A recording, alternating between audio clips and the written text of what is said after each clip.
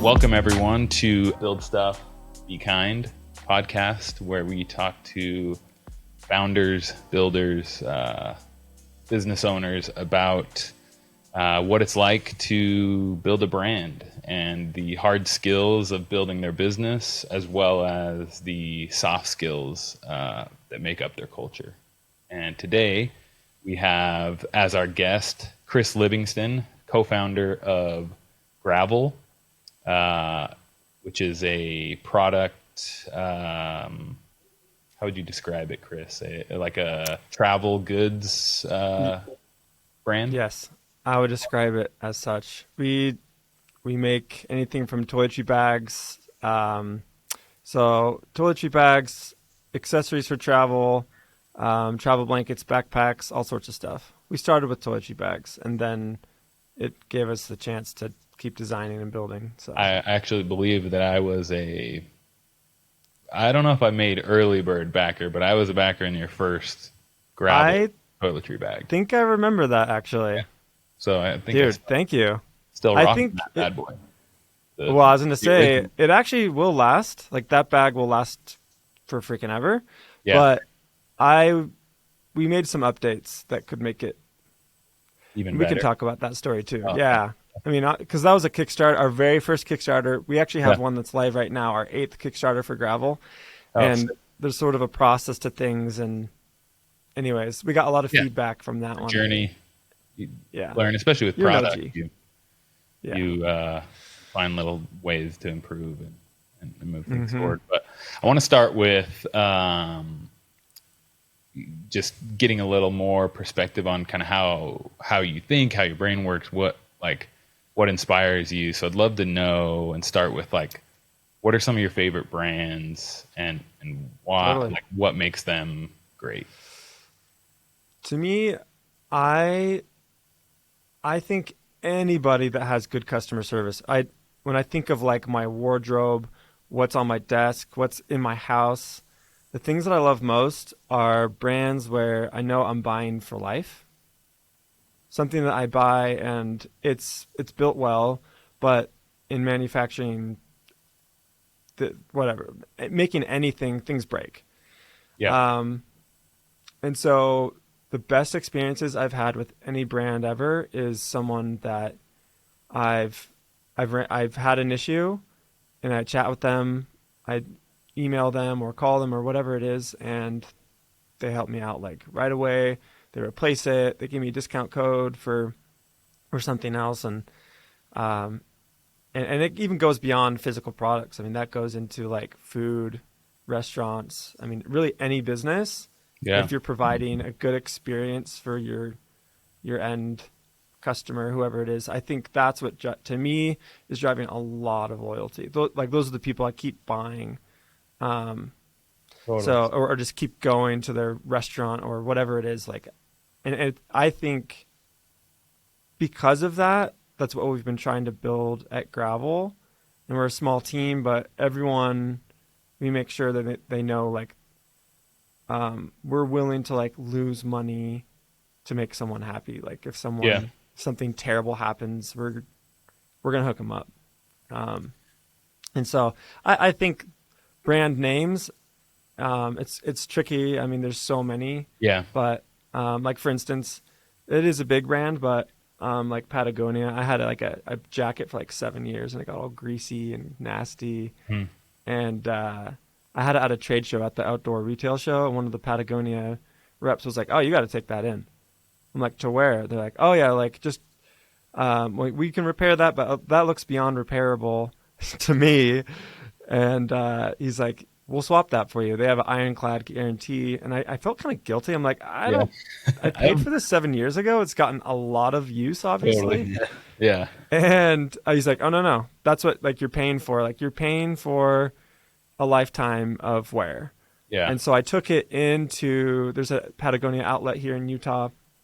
I brought it in and they're like, "Okay, let's look at this." They looked at this individual jacket, okay, there's these grease stains. Maybe we get that out, but this, I don't think. They're like, "Honestly, we're going to give you credit for a brand new jacket." So they took it and they gave me $300 to buy whatever in the store. They didn't even Wow. say, they didn't even like walk me to make sure. Like, hey, Like get they're a like, no, jacket. like here, buy a new jacket or Yeah. or maybe something else if you're feeling fancy. Dang, That's unbelievable. And so that sort of that's experience to impressive. me, like, that's just insane, right? Like that Patagucci, Yeah, I mean, you know. Gucci. they're next level on, like, I think that's like an important piece as well, as that consistency of like setting your customer service expectations, or setting these like things, these core beliefs that they have of like, yeah, like you're buying this jacket for life, and Totally. and they stick with that, and they've reinforced it through that experience and many other ways where it's like, no, this is, this is something we stand by. And I mean, yeah, Patagonia is a brand that I really respect as well. So, Totally. do you guys offer that same kind of thing at Gravel? Is that something- Totally. Everything we design is meant to last a lifetime. Like we don't cut any corners with our materials, and of course we need to stay profitable. We've made that mistake where we make something too good, and it ends up being really expensive for the end user. So I think what we've done is it takes a lot of research on our end.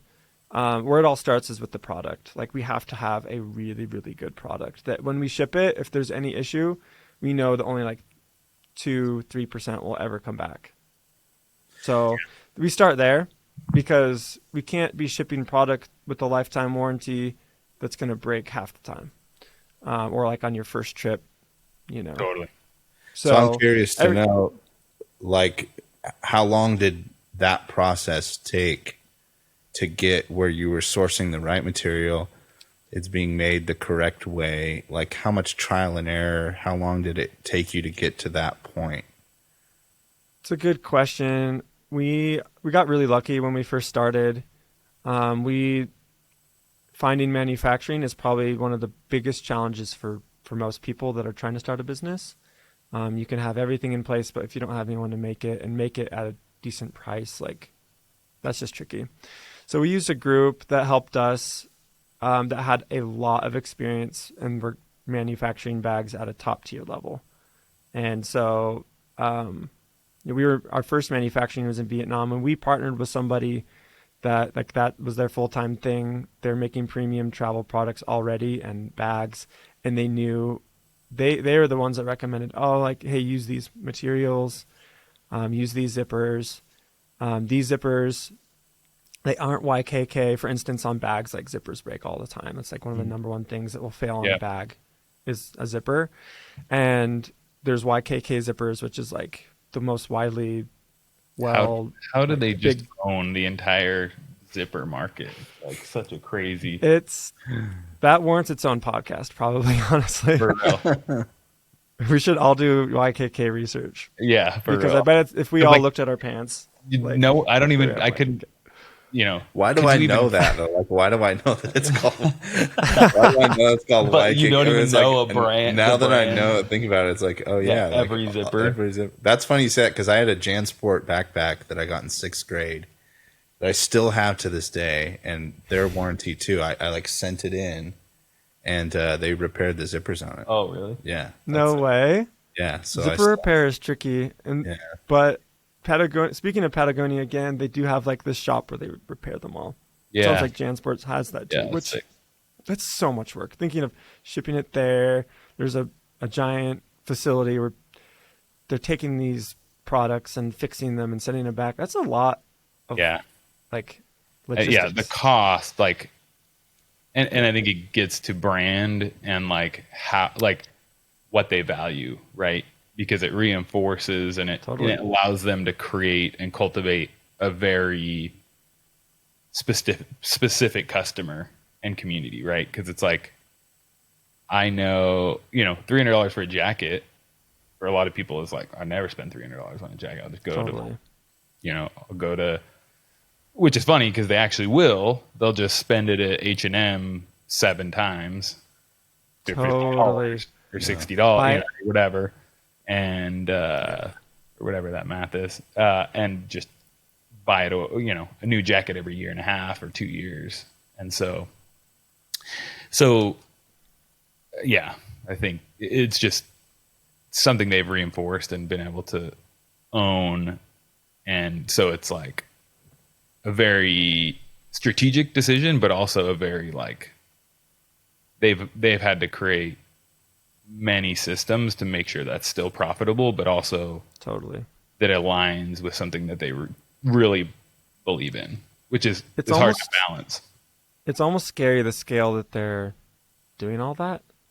Yeah. You know, like we're a small company, like us compared to Patagonia or any of these big groups. Like, just myself, I'm blown away at the scale and the people and manpower to do something like that. And Yeah.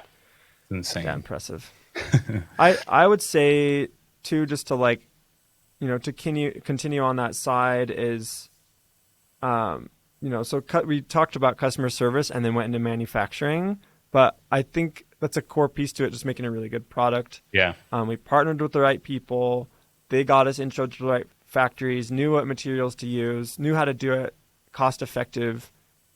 And then we know we're shipping good product. Yeah. And don't you think that makes customer service easier and more like, totally, like, I can't think of the word, but it's easier, but also like more aligned. Now, when you're talking to someone that has an issue, it's like you've already made decisions to make sure you're putting out a really great product. So it's not like you're trying to wiggle out of anything or Totally. just kind of like roll over those people like, oh, well, you make it super hard for them to return or to do all these things. It's like you stand by your product, that you've spent the time. So totally, you're going to take care of those people when problems do arise. And it's easier for me when someone has an issue. If they come to me with an issue or to our customer service team, they already know, like we'll replace it. No question. Like send us a picture. Let's see what the damage is. We'll just make sure it's legit, of course. But like we're 100% fine to like even send, like we'll even hook them up with something extra on top of that if we like, depending on the situation. Everything's different, right? Every situation is different. But at the end of the day, if I need to lose money on a customer or stay profitable to make, I'll choose it's the decision's easy for me. It's what's going to make them happier. Yeah, for sure. It's not about, which one's going to save me a few bucks or something, because at the end of the day, what we've been trying to build is, I mean, we've seen it in our Facebook comments and all over, is like, hey, so-and-so helped me. They're amazing. Like that starts to bleed through, and the interactions that you have start just to build up over time. And, that starts to, it takes some time, I think, but it really creates something different. Yeah. So you figured out manufacturing. What led you to Kickstarter? Like now you're on your 8th Kickstarter campaign. Walk us through a little bit about maybe even earlier than that, if the decision, maybe you went into it knowing, hey, we're going to kickstart this thing. Totally. Like what led you to that decision, and then like building a brand through Kickstarter and these various campaigns. Let's dive a little bit into that, but let's start with kind of getting to that decision, and then we'll dive a little deeper. Totally. Yeah. Because I have no money. It's Kickstarter. Yeah. So I've always had, I've always wanted to start a business. In college, I started a few things, and will you share what those are? I started a concrete sealant business, going door to door selling concrete sealant. Nice. I sold like garages. For like a garage or a driveway, whatever. Like I would have literally sold anybody concrete sealant. I had a roommate that was like, dude, I made tons of money. And I had a background knocking doors and sales. Yeah. For like alarm system companies, whatever. Yeah. And so I was like, oh, this will be easy. I know how to knock doors. And it turns out like after like 2 months of hustling, it's like I sold one package. Don't necessarily care. And I power washed one house. He's like, I don't need any sealant, but do you do any power washing? I'm like, sure, like, I can find a power washer. Yeah, I do now. Yeah. Oh man. Things like that. I also, I DJ'd in college for like 8 years, and I didn't really do it for the money. I ended up DJing a lot of weddings and like started doing like small gigs to like pay. I would make like $300 on a show or whatever, but just help pay the bills, little things like that. So I don't know if I would call it a DJ business per se, but it was good.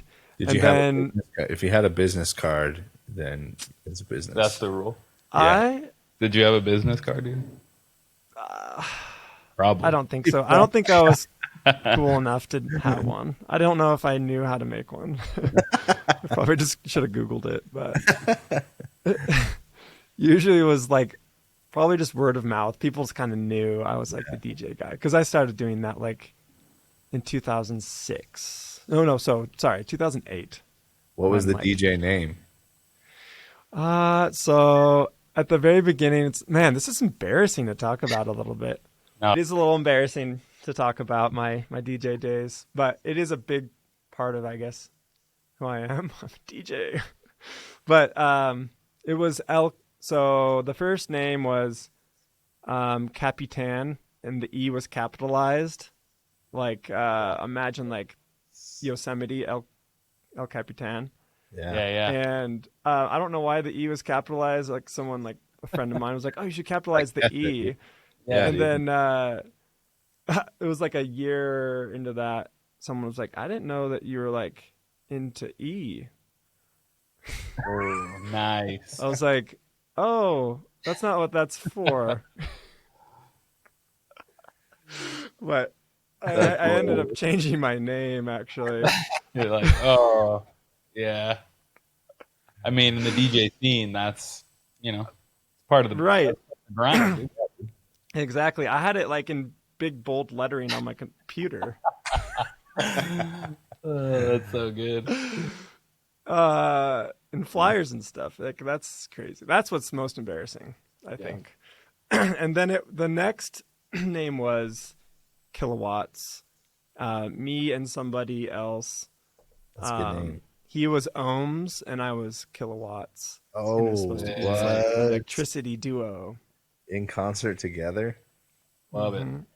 Yeah. Anyways, DJ days. I did that for like 8 years. But what was a big part of that, honestly, was like learning how to like provide good experiences and like event management. I actually, for sure. In school, I squeaked into a program at BYU called Experience Management. I think it's called Experience Design now. And I was like one of the guinea pigs of the major. Like I was literally the second group to go through this, and it was open enrollment into the business school.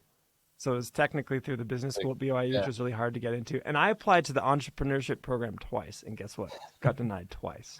My grades aren't good enough. You're not a good entrepreneur, dude. Actually, that's actually the pass. Is if you can't get into the program, you are a true entrepreneur. Yeah, you're doing something right. Yeah, it was such a bummer at the time, but I squeaked in with this major and learned how to provide good experiences and what it was like the psychology of happiness, what makes people happy, mixed with business classes. And it was awesome. Like that mixed with like the event stuff I was doing. It helped me try to, like, a big part of it is how to create fans and not just like people at your show. Or also like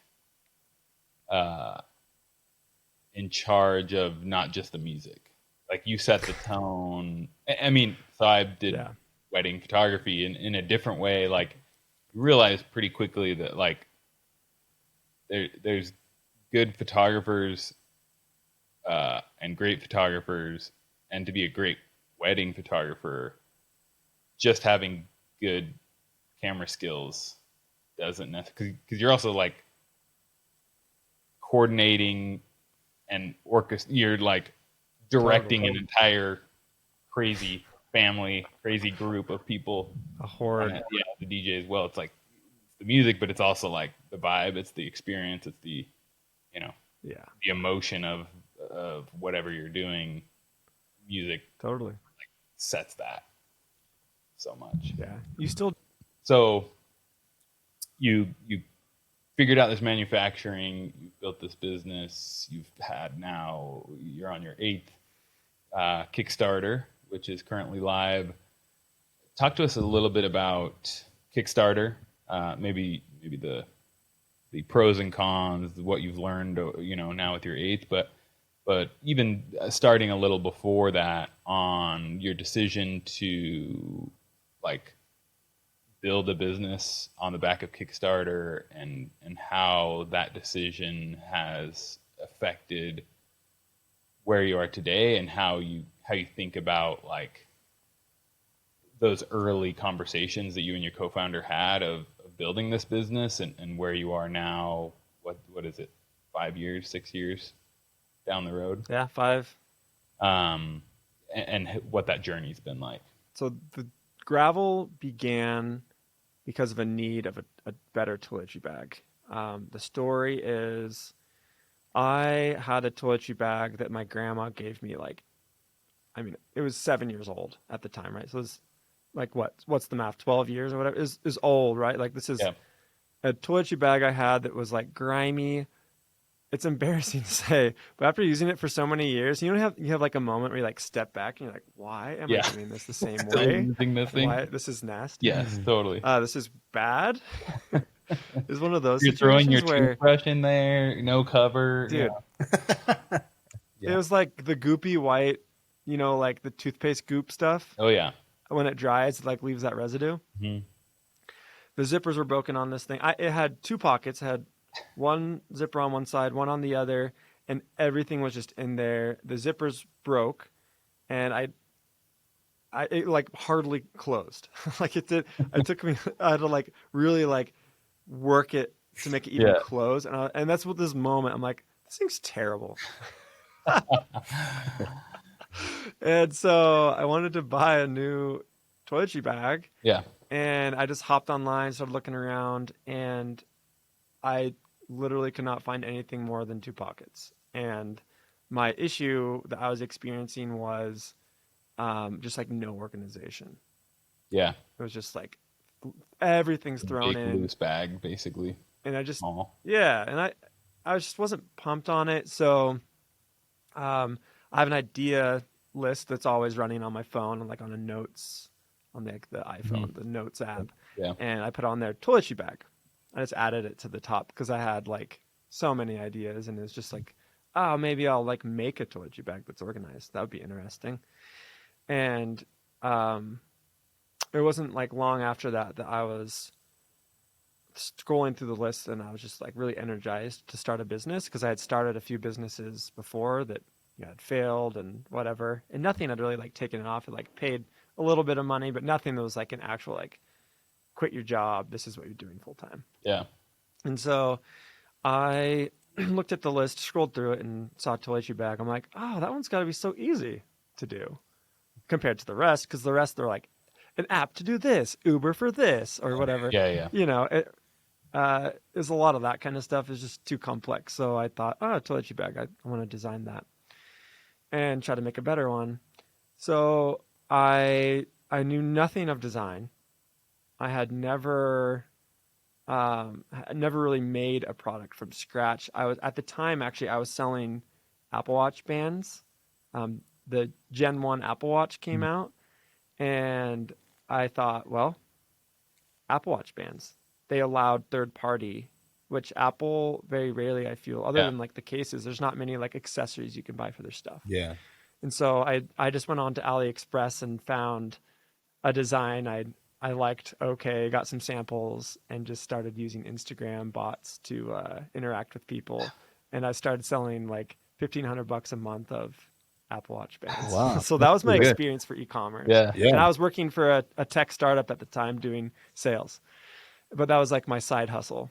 Nice. Did you sell them really primarily on Instagram, or did you have like a site built out for it? And I had a website on Squarespace e-commerce, and I just directed all the traffic to the site from Instagram. So like the bots would like follow.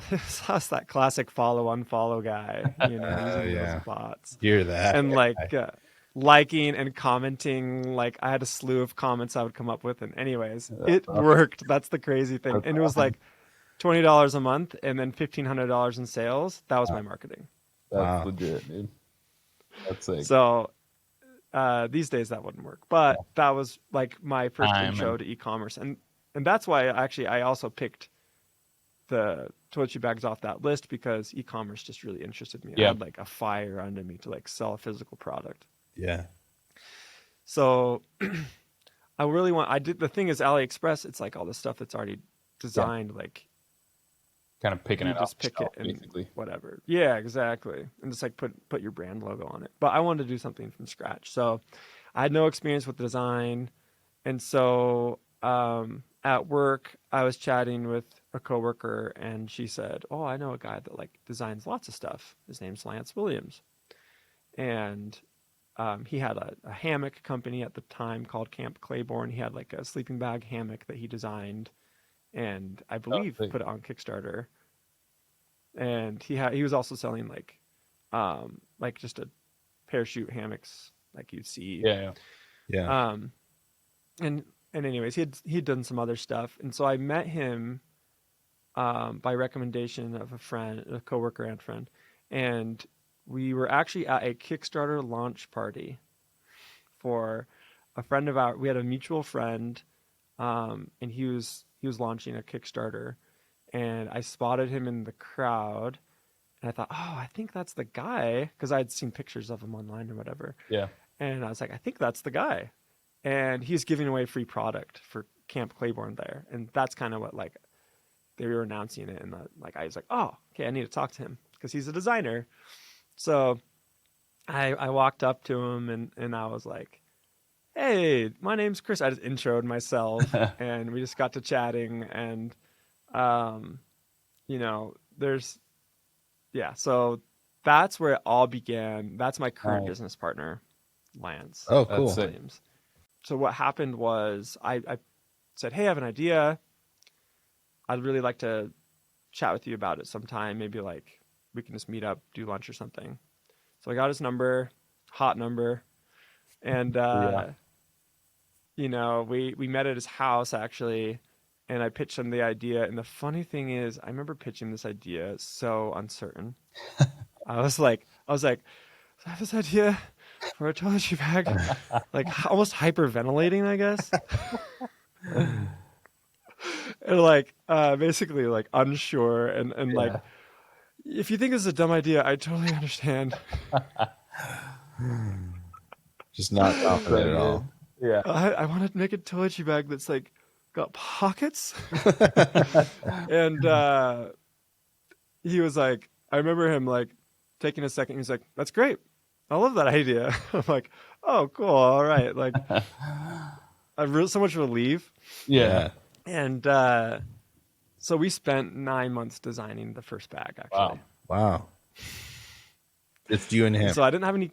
Yeah, me and him only. And I didn't have any kids. I was married, but that allowed me to like go to his house for like 4 hours every like 2 times a week, where like we would like cut up, like we literally cut up like we wanted it to be like a water resistant, waterproof material on the outside, and he had an old like river bag.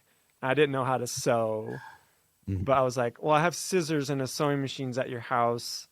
So let's try to like cut up this backpack and try to sew it together. And it looked horrific. I can't explain how terrible it looked, but I sewed it together. That's the kind of stuff we were doing. Yeah. Yeah. Right. Like Hacking it together, these figuring it out. evenings. Yeah. And like Seeing what we works. knew we wanted to solve this problem. Like this whole product was designed off of solving the problem, organized toiletries. Yeah. And like compact, like not like, because like there were toiletry bags out there that had lots of pockets, but they were like insane massive. Like it would take up half your on the suitcase. back door or something. Yeah, huge. Or on the Doesn't make any door. sense. So like pretty much like going to Walmart, buying toiletries, like I think all in design and like it was just our time. Like we bought some toiletries. I think it was like $50 that we spent because we like all we did was bought toiletries and then like chopped stuff up. And like he and I had a focus group. So I actually, that terrible toiletry bag that I sewed, and I'm sure he sewed it too. I'm looking back, I'm sure he had more experience than me, but we put together a focus group with some friends, and it was like people that had experience marketing and design, like product design. We were lucky to have like some friends that did have a background that did that. And we bought them sushi. We all got together and we presented this bag to them, and we're like, give us your like dead honest feedback, even if it's like, I hate this thing. Like I want to hear that. Interesting. Like, we think we made this design that like it's on. We just want to make sure we're on the right track. Yeah. And we met all of our friends were nice, of course, but one of my friends was like, I really like where you're going, but this is just not hitting what you're trying to solve. And that was probably like 5 months in or something, maybe like 4 months in. Oh, wow. And I was like, so not like bummed, but like I knew it wasn't like exactly what design we wanted. Yeah. But it was like, one of those moments like we need to go back to the drawing board and like erase it. Yeah. And like the idea is trying to be, it's got to like be completely different. So there was actually a lull where like for 2 months we just kind of had like a design block. Like nothing came. Like it was just exhausting, I guess. Like we'd get together and it was like, now what? So we kind of stopped getting together. Got bad feedback. Now we can't do anything. Yeah. We knew we wanted to. Like you completely left it alone for 2 months. Pretty much, because we kept getting together a little bit, and then like we're like, what's better than this? And this was terrible. Yeah. Yeah. Which I think is an interesting topic in and of itself. Is like there's something to be said of like, I mean, getting feedback is crucial, and doing those focus groups are crucial, but there's this like time period, and I can't remember who I've listened to a podcast or some clip of people saying like there's this period of like not sharing your idea with people because a lot of great ideas can and do get killed, whether it's insecurity or just kind of like, oh yeah, maybe that's not the right, because you go to friends or people who even have your best interests, like, oh, that wouldn't work because this already exists or that. Yeah. So there's that kind of like fine balance of like, it's something I know that I want to do. I want to share it with the right people. And when the time is right, share it to get feedback. But there is that kind of like, when it's in its like very infancy stage of like, hey, this is something I'm going to do, saying that to the wrong person can be totally detrimental. Maybe isn't the right word, but like to the idea, you know. Yeah. It's like, oh, yeah. And then you just maybe lose that interest or that fire. And I'm glad that you guys pushed through and figured out, you know. Well, yeah, totally. And I think this is very different than what I'm describing, but I think there is that balance of talking to the right people at the right times as you're building something, to where there's totally feedback, but then there's also people that just like to play devil's advocate just because. Yeah. And it's like there's that challenge of finding the right people to get feedback from.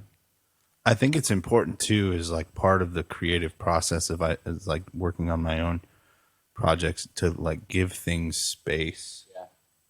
Yeah. Because sometimes when you're, like you said, you're going hard on this thing for 5 months, and you're like in this mindset of like, we got to get this done. We got to get this done. And when you're thinking that way, it's almost like you're not thinking rationally, because you're making decisions to want to get you're in love. done. And so giving yourself pause and allowing, 2 months to let it just sit on the back burner, it almost like readjusts your focus. Yeah. You'd see it honestly. Yeah. 100%. I think it's what giving my mind a break and stepping away is actually what, so the design that exists today, 2 months after, like, we were trying to work on this thing, and we just kind of like, we were still kind of working on it, still pondering ideas, and we're just kind of like, well, let's come up with a design and then come back together. Because it was hard to like meet and just like stare, like just chat. I mean, we would just like chat. Yeah. But like design to death, we were just like designing to death, basically. It's like, so what ended up happening was I was laying in bed like 2 months after, and I was like just dozing off, like counting sheep, and this idea for the toiletry bag came at an instant. That's great. Like one of those light bulb moments. Yeah. Where like I like sprung out of bed, grabbed like a pen and paper, and I like designed the toiletry bag, how it like unfolds, how there's a hidden hang strap on the back, how there's pockets on one side, and a toothbrush pocket here, and then there was a couple more pockets on the bottom. Like that literally all came at once. And it was completely different than what we had designed before. That's wild. That's cool. Because what we had done before is we tried to use more like prescriptive spots for like medication. Like we were wanting to have like a removable pill bottle, or we were just trying to like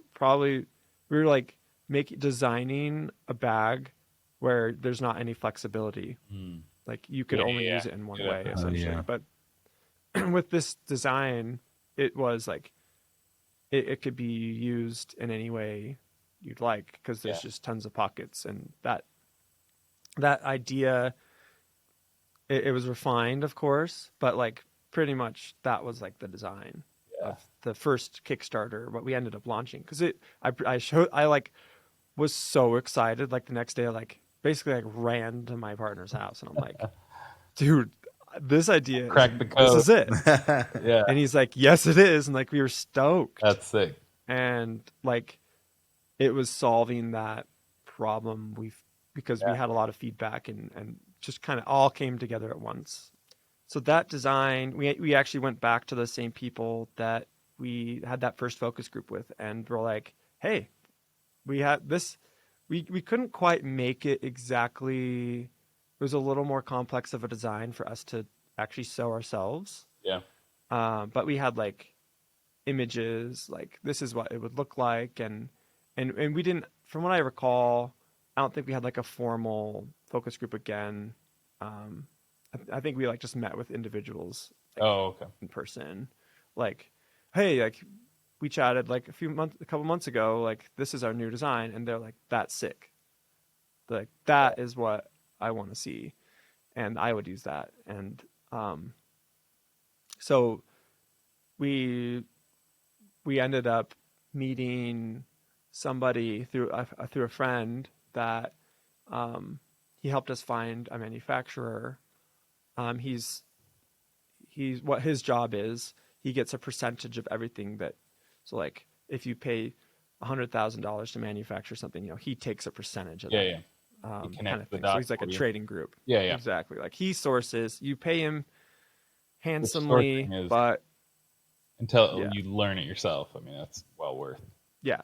Way harder to do. So he was actually the one that helped us nail down materials because we had the design, but he helped us like get materials down, find a manufacturer that got us like legit samples.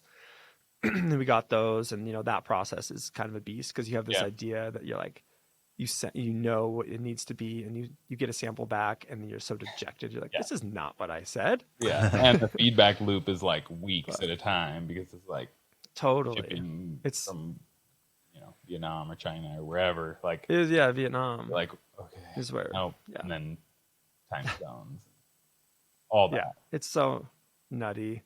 Didn't you at one point move to Vietnam to improve that? Well, timeline. Well, that's part of the story that comes later on. So Lance, which is it's probably one of the best times of my life. So I'll for sure chat about that. The Kickstarter, we decided to launch this on Kickstarter because A, I had no money or experience like manufacturing, but B, Lance also had experience with Kickstarter.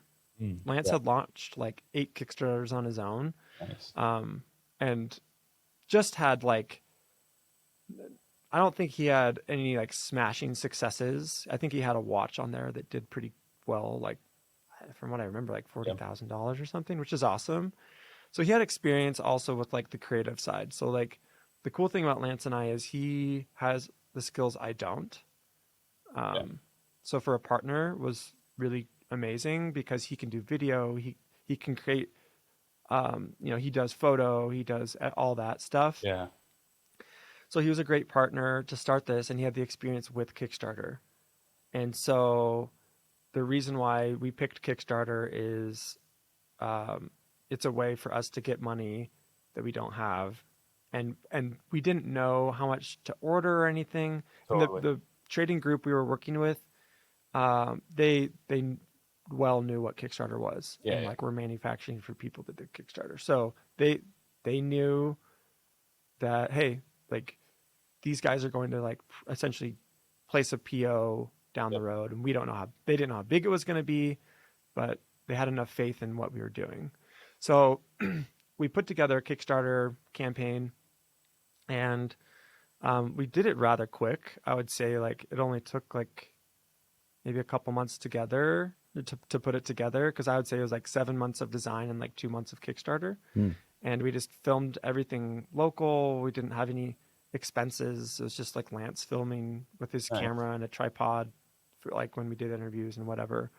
And we launched it on Kickstarter with a 30, I can't remember how long. It was at least 30-day campaign, maybe longer. And we raised $165,000 for the toiletry bag, which we were like, where I was working, I was like, I'm quitting my job. Everyone knew. They're like, Chris is going to quit his job. Was that beyond what the goal, like what was the goal that you had? For sure beyond. I mean, I honestly didn't even know what to expect. Yeah. I probably, in my mind, Lance was like, this is going to be a 6-figure campaign. To me, I'm like, I don't know. Yeah. Like, I don't know why it would be. I don't know why it wouldn't. It's cool, but you just never know it. I had no expectations, honestly. It was just kind of like, what happens. And we were hustling, right? Like I was working full time for a tech startup doing sales. And so I had to do this like on my lunch break. And because I wanted to respect that business. I didn't want to be working during their hours. I felt like that would be disrespectful, but a lot was happening when the Kickstarter was live, and I'm literally like, some days I'm raising like $10,000 a day, and I'm making sales calls. It is very difficult. For sure to focus on. Oh yeah. But I had to I would go to Starbucks for lunch and like be emailing PR groups and like, oh, this is crazy. And then go back to work and like, hey, would you like to buy our tech? Oh my gosh, dude. That's wild. So you raise 165K.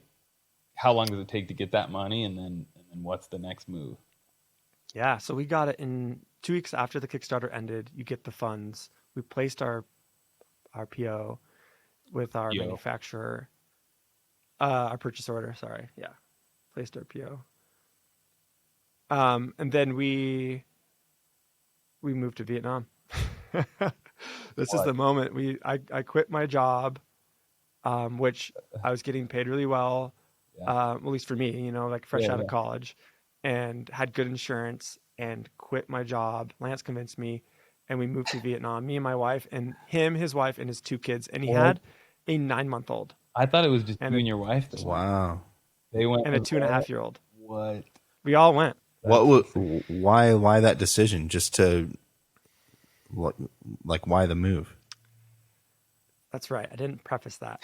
We moved there because that's where we were manufacturing. And you just wanted to be able to oversee, dial it in, and we wanted to be there, like really rubbing shoulders with our manufacturer. Yeah. We wanted to design a lot of other things. Like a lot came to mind. It's like, okay, toiletry bags. We could do backpacks. We could do blankets. We could do all these things, and we moved with the intention to design like 5 products, because the way that a visa works in Vietnam is you have 3 months. There's ways to extend that, but we knew 3 months was our target, to stay there for 3 months. And so we went, and our manufacturers in just Saigon, so Ho Chi Minh City, and a little bit outside there. And honestly, it is completely different. Like I actually flew there for the first time. Lance, his visa had issues or whatever, so we were on the plane in we were in the airport in San Francisco, and I had my visa. I presented it, and then Lance was having troubles, and he couldn't come. The first time we went. Oh no! And it was a whole week in Vietnam. So I flew to Vietnam. I had never been to Asia. I don't speak any of those languages or anything, or Vietnamese, I suppose. And I just arrived, and I'm like, "What am I doing?" It's like the world upside down. Yeah, you know. Like I arrived at night and jumping off, didn't know how to get around. That is the definition of jumping off a cliff. For sure. That's crazy. It was wild. So the way I got on a scooter, they have like an Uber for scooter there, and for scooters. So I jumped on a scooter, drove like 45 minutes on a scooter to my I don't want to say hotel. It was probably the sketchiest place I've ever stayed in my life, and literally someone tried to break in that night. Oh wow. Dang, someone was like banging on the window trying to get in, and I had just gotten out of the shower. I was naked, and someone was trying to break in. It was insane. That's wild, dude. And I booked it. I like was scared out of my mind because I'm on like the 10th floor of this like 30-floor building that's like dingy and scary and dark, and I was so freaked out. And I just, after like I thought the coast was clear, I booked it, and like this is the first night in Vietnam. Like the first night I ever like stayed there. So I'm like, this is crazy. What am I doing here by myself?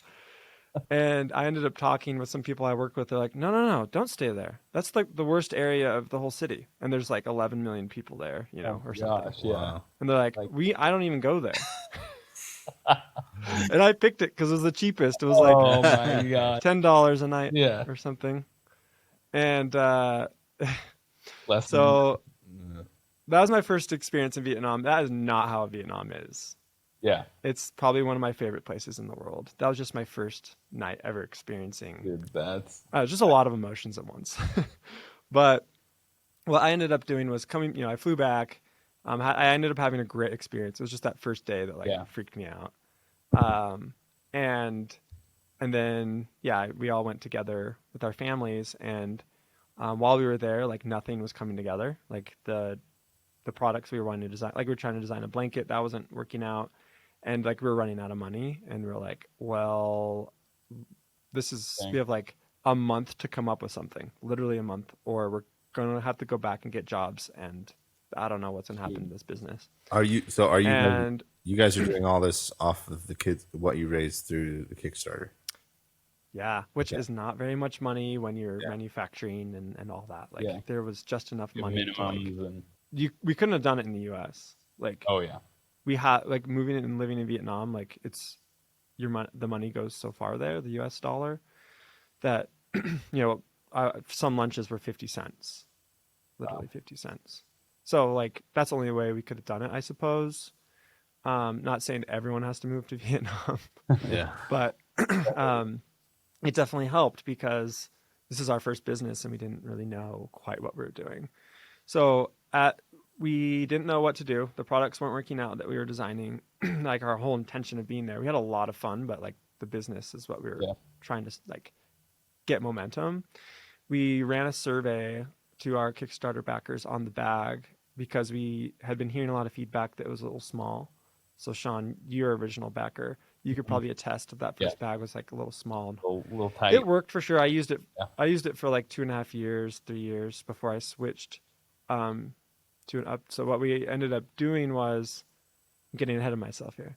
What I ended up doing was, Lance and I were like, we need to make a different toiletry bag that's larger. It has a removable, clear, like liquids bag. Basically, our customers told us what to make. They're like, what do you like about this? What do you want to see better? And they told us, like, we need these things to be fixed. And we were there in Vietnam, so we had regular meetings with them, and we're like, hey, this is the feedback we're getting. We need it to be twice as big. We need a pocket on the side with a removable TSA compliant bag, essentially. And we need it in a week. Wow. In their eyes. Where were No, Chris and Lance, we cannot do that in a week. And we're like, you have to. We're gonna like, we have to like launch this in a month. And so they were awesome. A week later, they made a sample. Wow. And it was good enough to film with. So we made the video. We announced to everyone we're going to launch another Kickstarter. And it was like a week. It was less than a week before we left. We launched a Kickstarter for the updated version, which was called the Explorer Plus. And it was all based on the recommendations. Wow. And we raised 1.2 million. Oh my God. Kickstarter. Dude. Where did you gather, like, how did you hear back from, where did you gather all the feedback and from customers? Was it just them emailing, or? We got a lot of that, like comments and just like general feedback where like it was people just reaching out to us kind of thing. Kickstarter facilitate feedback? No. Well, I'm sure you can I'm sure message them through the platform or whatever, but there's not like a survey tool. So we just use something like Google Forms. Like a free survey tool. And that's just what we use, and it's free and quick and whatever. So, and we had all their emails. So that's what we used. Nice. And I think the success of that campaign just comes down to just listening to customers, honestly. That's unreal. So second, you raised 1.2 collectively through the 7 completed campaigns. How much have you raised through Kickstarter? Wow, that's a really good question. Probably something like, so this is now we have our 8th Kickstarter that's live.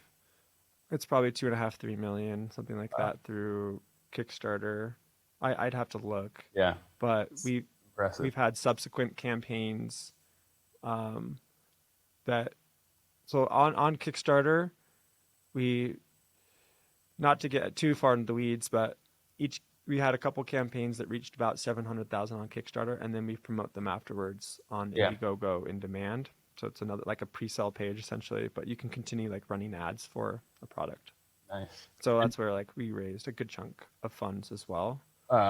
Majority of your sales come through Kickstarter campaigns. So in between these campaigns, do you have e-com store where you can buy your product, and how does that work? Well, it's been really cool. Yeah, it's a good question. So it takes a lot of work to get like creative assets for a Kickstarter campaign, but we make them now with the thought in mind that we're going to use these afterwards to run ads on Facebook. So what we do is we take like the hero video and we create like just like a new ending, and we put that on Facebook and Instagram, like as far as ads go. And we we have an e-commerce store that actually our business is centered around launching core products on Kickstarter. But what's been really fun recently is we've been changing towards like a lot of focus on e-commerce because it's really consistent. Nice. Yeah. And just relying on Kickstarter alone is tricky, I think. Yeah. So we use Kickstarter because we have a giant, like we have like 20 plus thousand backers there. Yeah. And many have backed multiple times, and we get feedback instantly from, oh, I like this.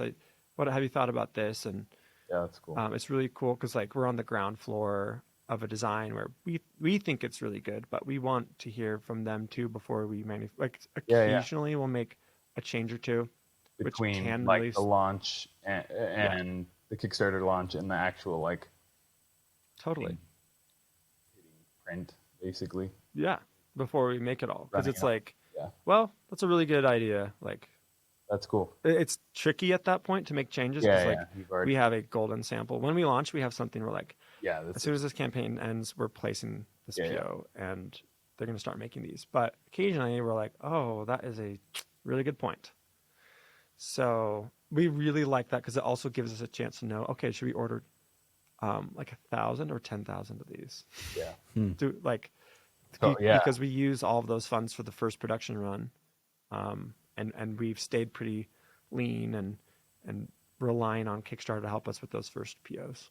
And then it picks up from there on e-commerce because then it just sustains itself. So the hero products that we come up with, they are launched there. So I want to jump into, now that we have,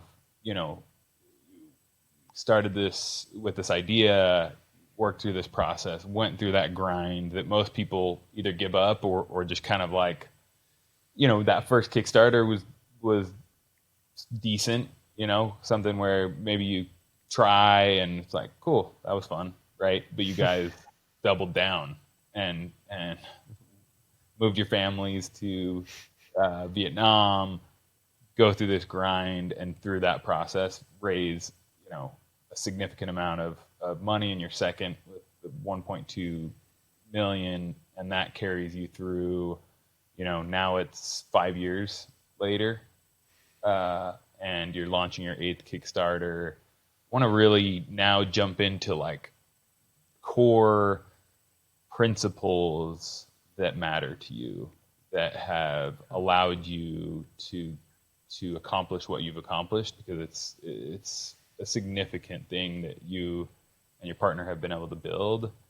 And we want people that tune into this podcast to really walk away with tangible, like, nuggets that they can take and apply to their business, or maybe it inspires them to look at their notes list. Like, as you said that, I'm like, I've got one of those too. I need to go back through that and see if there's anything in there. But I'd love to jump into kind of, in a way, a rapid fire of questions about these core principles. And let's start more on like the business, like skills, business principles that are core values to you, maybe you and team, that you feel like are important to building a successful business.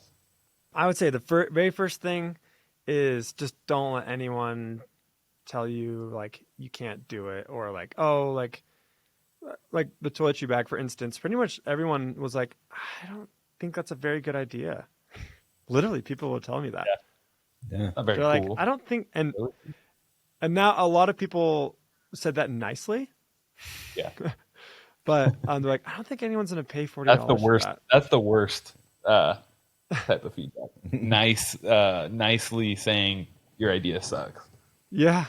They're like, no, I just think it's way too expensive, and whatever. We're trying to make this like premium thing and whatever. And we just pushed on. We're like, well, I don't think you quite understand what I'm trying to do. And like getting validation for sure is very important in the process. But I mean, if I had listened to them, I wouldn't have a business. This business wouldn't exist. So 100%. I think starting a business, you just need to follow your gut. And a big part of that too is, are you solving a problem? Yeah. Oh, yeah. If you're solving a problem, the greater chance of success you'll have, and a successful product. I think it was years ago I heard this. in school was the greater the problem you fix, the more people will be willing to pay you for it. And that's just always stuck with me is solve problems. And if you're solving a problem, really that keeps you on track. Yeah. People could tell you whatever, and you could take it as a grain of salt or whatever feedback because you know you're trying to solve this problem that exists, and that just keeps you going, I think. It's a big motivator. Yeah. And I think the like mixture in there as well for me where it like really clicks is solving that problem and bringing value. Yeah. Is like, I mean, they're basically the same thing, right? But in a way, you solved the problem and brought a lot of value by sharing your experience, by doing it through Kickstarter and getting feedback. Like it was different than just like, hey, we're building this and launching this product that solves this problem. You've also brought a lot of unique value along the way. There's a lot of unknowns.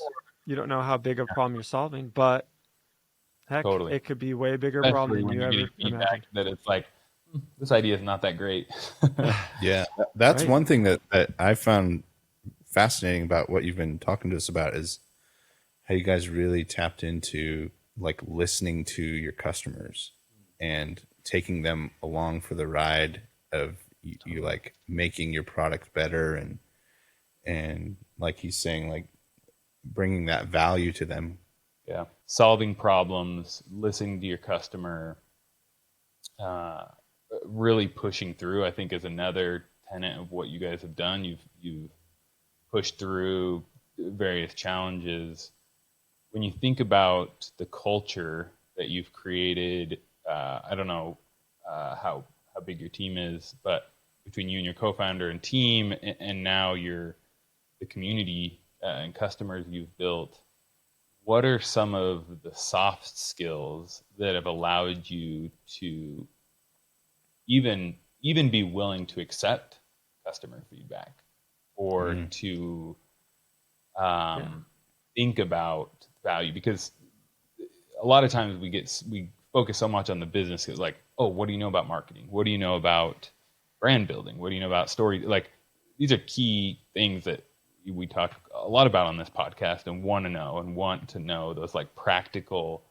But I think a lot of times in business we overlook like these soft skills that I think, in my opinion, are equally important. And I know from knowing you, I mean, we go way back, roommates in college to now, which is 10 plus years of just like instantly when I met you, I knew you were just a good dude in so many ways. And then you also were cool and creative and had all these rad things going on. But I think those soft skills matter.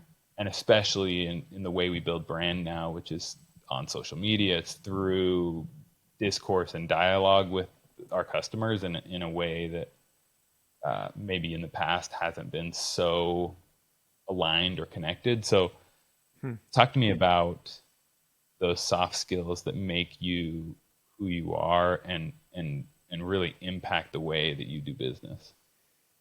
Totally. Well, I think psychologically, I love your be kind part of your mantra there, because at the soul, at my soul, that's what I try to be at all times. And I'm not perfect at that by any means, but I feel like that bleeds into everything else. Because then that becomes easy decisions are made for me, essentially, just based off of what I think is the right thing to do. And so if that comes down to having, because a big part at Gravel is people over profit. So I've touched on that a little bit, but we would prefer to leave lasting positive experiences with people than just try to make an extra buck or whatever. Yeah. So that goes. We have a small team, but that sort of just what's the word? That mentality, just being kind to people, that makes really good customer service. That makes all the interactions we have with vendors really positive. That makes interactions with photographers and videographers we work with very positive. I hope. That's our hope anyways. Yeah. Is people love, like, we use a lot of the same videographers and photographers over and over and over, and they give us the best deals because they just like working with us. I imagine they enjoy working with you and want to be a part of your process. Now we have this crew of people. We have like this huge network. If we need something done, we know so-and-so is awesome to work with. And I think they like working with me too. This is obviously my perception. But even without, not just customer interaction, but everyone we interact with, we try to have a positive experience. Because I think in the long run, doing business and being trustworthy, just being honest and trustworthy is also really important. Because people can see through that, and then you just burn bridges. Other than like building amazing experiences together and building something that lasts. Yeah. We just finished watching this show on Apple TV, We Crashed, which is about Adam Newman, his wife, and the founder of WeWork. And it was so interesting how they ended the show. It was just like him and his wife in the ocean, and they were like, they got salt in their eyes, and they were like struggling. And it was like they're totally alone after building this massive thing. And it's like, and then he just raised $350 million yesterday. Anyway, it's just interesting to say, like, hearing you talking about how, like, just seeing the difference between he didn't have anyone that was willing to still work with him. They were like done. So hearing you talk about how you've built this community of people that that they all want to work together, and it's all because of how you've treated them and through kindness. And I also want to pay them well. I want to pay people well for doing you good want things. to treat them well. You want to take care of them, because in the end, karma is real. Like there's things that we do that maybe today there's not a ROI or a direct like correlation, but like eventually it comes around, positive or negative, right? If you put out bad vibes and bad energy in the world, like eventually it's going to catch up to you. If you put out goodness and kindness and value, like eventually that's going to come back in a positive way. And I think too, to me, like why we called the podcast Build Stuff, Be Kind, which we went through 55 different names and back and forth. One day we were confident about one, and then the next, nope, that's not it.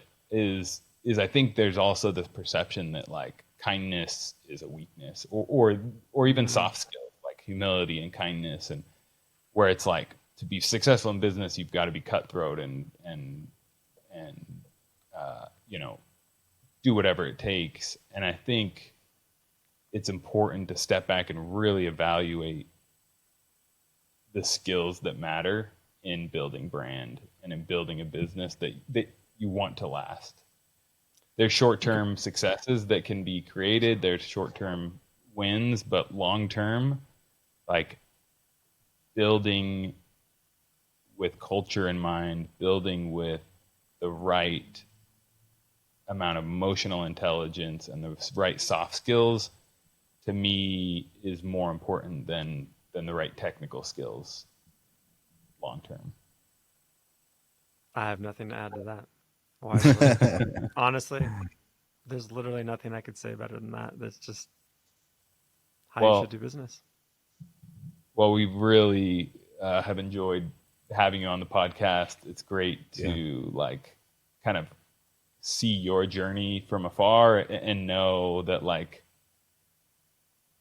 it's been 10 years. I don't even know how long since we've actually seen each other face to face, probably 9 years. I don't know, 8 or 9 years. But I think it's a testament to how, you live your life and what you do. It's just cool to follow along and see your journey. And also, like, I mean, we've had calls over the last 6 months or so of, to pick up and just still be homies and still know kind of fun. What's going on in life. So benefits of the positive sides of social media, of keeping up with what's going on in life. But to see your journey and the success you're having and what you're building, and now to know even more how you're doing it and the decisions you're making to make it in the way that you feel is in line with who you are is really cool.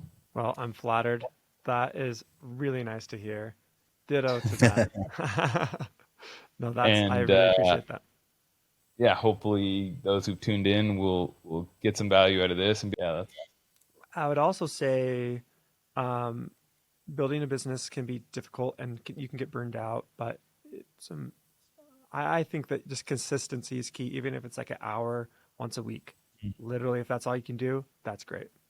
Because that keeps things going. You're going to hit roadblocks and just don't stop. Like there's lots of ups and downs in building a business. And I think, but consistency is really what's important, especially, depending on everyone's life situation, especially if kids or you're just super busy, the last thing you want to do is go home and work on another business. It can be tough, and draining because you're already drained. But I think just consistent, working on a project a little bit at a time, chipping away, that's where you're and then, that may start ramping up as you're getting progress. But I also want to add, like, I think everyone can do it. And we actually created a course that's about 7 hours of video and lots of resources, like templates that we use. Anything. So the first 3.5 hours is product. It's how to design a product. And the second half is how to launch a successful Kickstarter campaign and what it takes. And we've had a lot of, people reach out to us all the time for lunches and whatnot. And we do consulting as well, but we made this course because we just had so many people reaching out, and now we can just, say, oh, we made a course to do just have this conversation. It's very in depth. And, I'll hook up whoever is listening to this with a fatty discount to the course. It's normally $400, but that's first. That's a first perk of being a Build Stuff Be Kind listener. So we'll drop those. It's a big deal. We'll share it out. Description and stuff. We really appreciate that people can check it out, get a discount, and really, especially if there's something they have in that idea log that they've been sitting on. I'm sure the insights and things that you've learned are massively helpful to get that, get ahead of just starting from zero. That's what the course is all about. Is literally like you have a list of ideas, or maybe you have one idea. Like, how do you even choose? Yeah, love that. Well, sick. Thank you again, Chris, Gravel co-founder. Really cool stuff. Excited to just see the journey and keep following along with Gravel and keep doing what you do. Thanks, gentlemen. This has been awesome. Thanks, Chris. Thank you, dude. Thank you. Man, thanks.